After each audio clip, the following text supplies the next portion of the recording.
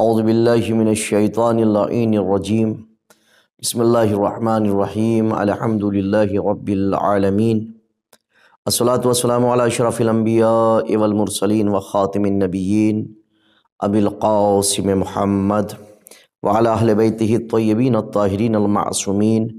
ولعنۃ اللہ علی اعدائہم اجمعین من الآن الی قیام یوم الدین اما بعد۔ محترم ناظرین، السلام علیکم ورحمۃ اللہ وبرکاتہ۔ ناظرین، ایک بار پھر آپ حضرات کی خدمت میں حقوق اولاد اور ارشادات معصومین علیہ السلام لے کر حاضر ہوا ہوں، جس میں ہمارا موضوع ہے بچوں کے سونے کی جگہ اپنے سے دور رکھنا اور اپنے پاس آنے کی اجازت طلب کرنا۔ اس سے پہلے کی کلپ میں ہماری یہ گفتگو ہوئی تھی، جس میں نے قرآن مجید کی ایک آیہ کریمہ کا بھی ذکر کیا تھا، سورہ نور آیت نمبر 58 اینڈ 59، جس میں باقاعدہ اللہ نے حکم دیا ہے اور ایک وقت معین کیا ہے کہ کس وقت میں خصوصی طور پر اجازت طلب کی جائے۔ یہ ایک بہت حساس اور اہم مسئلہ ہے، یہ ایک اسلامی ادب ہے، مگر افسوس ہے کہ اس زمانے میں اس کی بہت ہی کم رعایت کی جاتی ہے، یعنی بہت کم اس کو فالو کیا جاتا ہے، اور باوجود ہی کہ قرآن مجید نے اس کو سابق کی آیت میں صریحاً بیان کیا، یعنی پہلے کی جو آیت ہے جو میں نے بیان کیا اس میں صریحاً وضاحت کے ساتھ بیان کیا ہے۔ علماء کی تحریروں میں، بیانات میں اور احکام کے بیان میں بھی کم ہی دیکھنے میں آتا ہے کہ قرآن کے اس قطعی حکم اور اس کے فلسفے سے متعلق بحث کی جاتی ہو،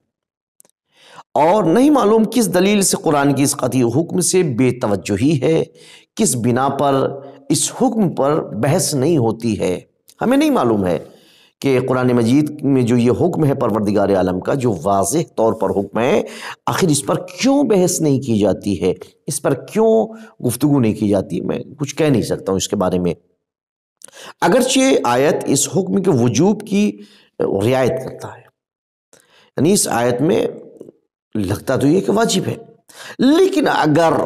بالفرض مان لیا جائے کہ ہم اس کو مستحب ہی مانیں، مستحب سمجھیں، تب بھی اس کے بارے میں اور اس کے جزیات کے بارے میں گفتگو کرنا چاہیے تھا، جیسے کہ اور دیگر مستحبات کے حوالے سے گفتگو کی گئی ہے، اسی طریقے سے اس کو بھی اگر ہم مستحب سمجھتے ہیں اس عمل کو، تب بھی ہمیں اس پر گفتگو کرنا چاہیے تھا۔ بعض سیدھے سادے افراد جو یہ سوچتے ہیں کہ بچے ان مسائل کے بارے میں غور و فکر نہیں کرتے،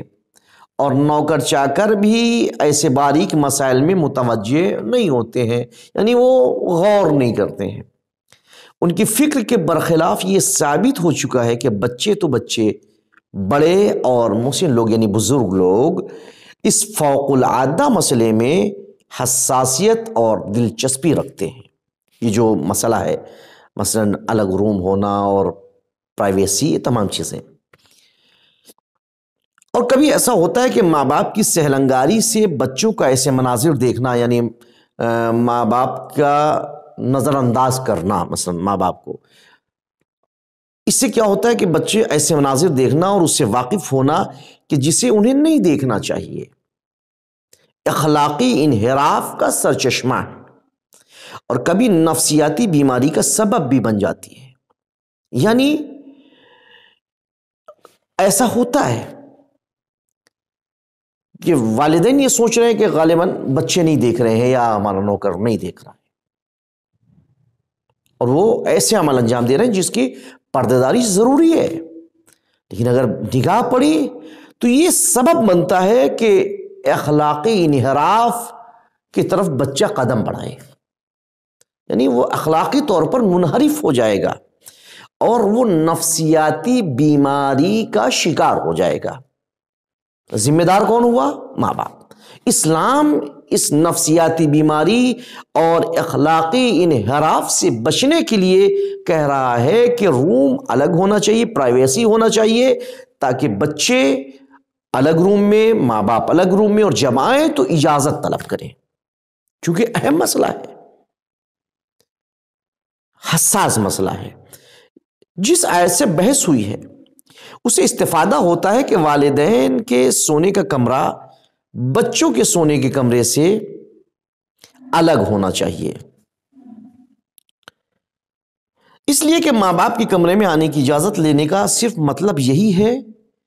کہ بچے دوسرے کمرے میں سوئیں۔ ضروری طور سے یہ مسئلہ بیان کرنا جنسی انحراف سے جس میں ممکن ہے بچے ملوث ہو جائیں روکے گا۔ یہ الگ روم کرنے سے یہ فائدہ ہوگا۔ عزیزان محترم، بچوں کے سونے کی جگہ کو جدا رکھنے کے مسئلے سے مربوط روایات کی چند قسمیں ہیں، چونکہ ایسا نہیں کہ روایات نہیں ہیں، روایات بھی موجود ہیں آیہ کریمہ کے ساتھ ساتھ۔ اور خود آپ اگر غور کریں، آپ آیت بھی مت دیکھیے، روایت بھی مت دیکھیے، لیکن آپ اپنی عقل کا استعمال اگر کریں اور غور کریں، سوچیں، فکر کریں کہ آخر کیا ہونا چاہیے اس مسئلے میں۔ الگ ہونا چاہیے روم، یہ عمر کی بات الگ ہے، وہ میں الگ بعد میں بتاؤں گا آپ کو کہ کس عمر سے یہ الگاؤ ہونا چاہیے، کس عمر سے روم الگ ہونا چاہیے۔ اس کے لیے بھی اسلام نے وضاحت کی ہے، اسلام نے اس کے لیے وقت بتایا، عمر بتائی ہے۔ البتہ عمر میں اختلاف ہے، لیکن پھر بھی نزدیک تقریباً وہ عمریں بتائی گئی ہیں کہ اس عمر سے بچوں کے بستر بھی الگ کر دیے جائیں، اس عمر سے بچے اجازت طلب کرنے لگے وہ ماں باپ سے الگ کمروں میں سوئیں۔ ایسا نہیں کہ اسلام سخت ہے اور اس نے کہہ دیا کہ صاحب پیدا ہوتے ہی بچے کو آپ الگ روم میں سلائیے اور خود الگ سوئیے، نہیں، اسلام نے اس کی بھی ایک رعایت کی ہے، اسلام نے اس کی بھی ایک وقت، اس کی عمر معین کی ہے تاکہ بچے کو اس کا حق بھی مل سکے، اور بچہ جب اس عمر تک پہنچ جائے تو آئندہ کے لیے اپنے آپ کو آمادہ کر سکے اور وہ اخلاقی انحراف سے محفوظ رہ سکے۔ عزیزان محترم، ذرا آپ غور کریے اس مسئلے میں، کتنا اہم مسئلہ ہے۔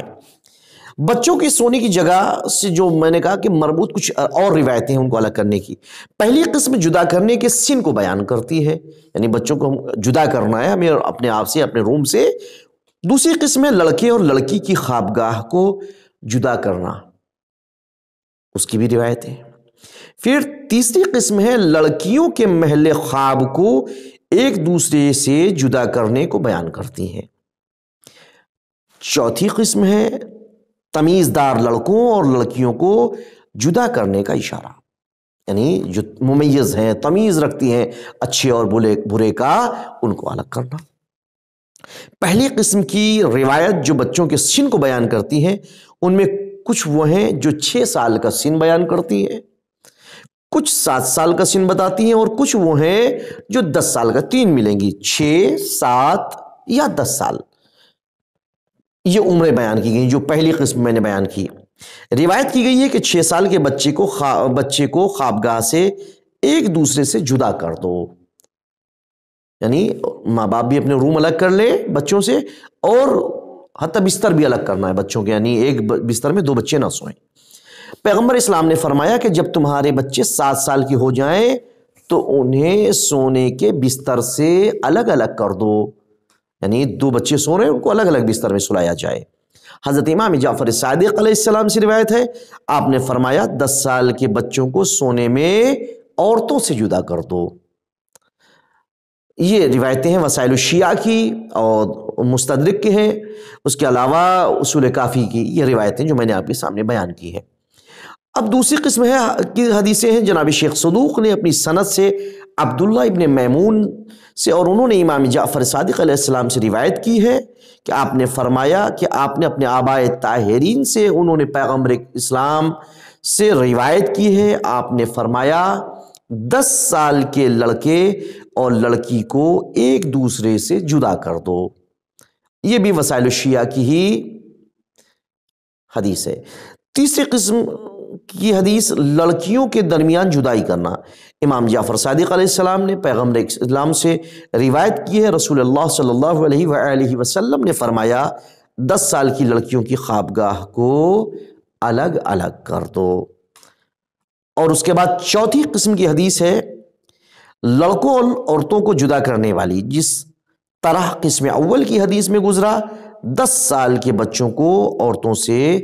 جدا کر دو۔ یعنی عزیزان محترم کل ملا کر جو نتیجہ نکلتا ہے ان احادیث کا اور ان روایات کا، وہ نتیجہ یہ نکلتا ہے کہ 10 سال کے جب بچے ہو جائیں تو ان کے بستر الگ کر دیے جائیں، نہ وہ ماں باپ کے ساتھ سوئیں، یعنی عورت کے ساتھ نہیں سوئے لڑکا، اور لڑکے جو ہے لڑکی اور لڑکا ایک ساتھ نہیں سو سکتے، بلکہ 2 لڑکے بھی ایک ساتھ نہیں سو سکتے، ان کو بھی بہتر ہے کہ الگ الگ ان کے بستر کر دیے جائیں۔ یہ اس کا نتیجہ نکلتا ہے جس کی طرف ہمیں متوجہ ہونے کی ضرورت ہے اور فکر مند ہونے کی ضرورت ہے، چونکہ ایک حساس مسئلہ ہے، اس سے بہت سارے نقصانات سے بچا جا سکتا ہے، ہمارا معاشرہ، ہمارا گھر، سب کچھ نقصانات سے بچ سکتا ہے۔ عزیزان محترم انشاءاللہ کل اس کے آگے گفتگو لے کر حاضر ہوں گا، جب تک کے لیے میں آپ سے اجازت چاہتا ہوں۔ خدا حافظ، وآخر الدعوانا ان الحمدللہ۔